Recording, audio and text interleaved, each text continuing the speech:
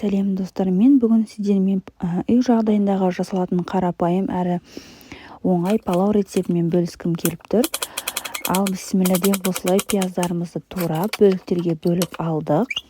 Содан соң осы видеода көріп тұрғандарыңыздай етіп сәбіздерімізді ұзын етіп бөліктерге бөліп турап аламыз. Сосын достар, палауға сары сәбіздің болғаны дұрыс. Ол палауды дәмді етіп шығарады. Менде сары сәбіз болмағандықтан осылай тек қыл сәбізді ғана қолдандым.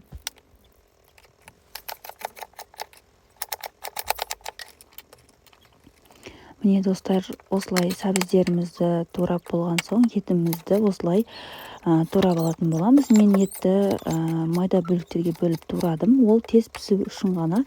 Сіздер өздеріңіз қалауларыңызға қарай қоссаңыздар, яғни турасаңыздар болады. Менде қазанда қызып тұрған майға осылай пиязымызды салып қуырып алатын боламыз. Осылай жақсылап араластырып қуыратын боламыз. Қуырылып тұрған пияздың үстіне жаңағы туралған етімізді салып қуыратын боламыз. Міне достар, осылай жақсылап қуырып қызартып аламыз. Қызарғанның үстіне осылай сәбізімізді салып жақсылап араластырамыз. Тағы да қуырамыз. Үстіне дәміне қарай тұз және приправа қоссаңыздар болады. Мен тек тұз және зіре ғана қостым. Осылай араластырып тағы да қуыратын боламыз.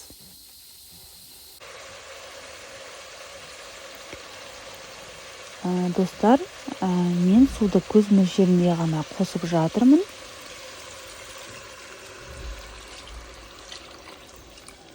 Міне осы видеодағыдай болып, суымызға салмалары осылай батып тұру қажет.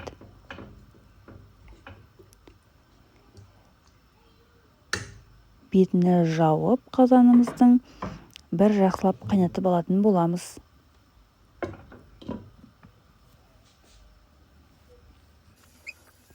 Міне достар, қайнап шықты.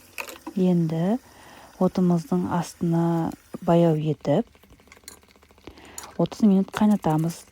Міне мен 30 минут қайнатып шықтым. Жуылған таза күрішімізді салып, осылай жайып тегістеп алатын боламыз.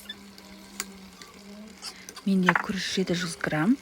Міне осылай күріштің сыртына суы осылай шығу қажет. Астына баяу етіп 15 минут демдейміз. 15 минуттан соң осылай бір араластырып, жақсылап қайтадан 5 минутқа демдеп қойдым.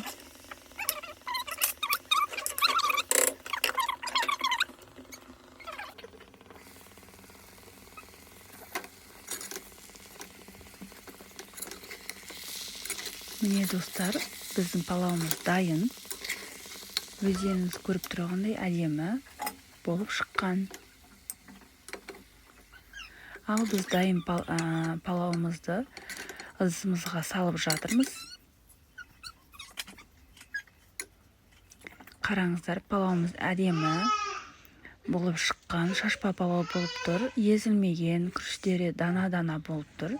Сіздерге де осы рецептпенен жасауды ұсынамын. Бір жасағаннан-ақ әдемі болып шығады.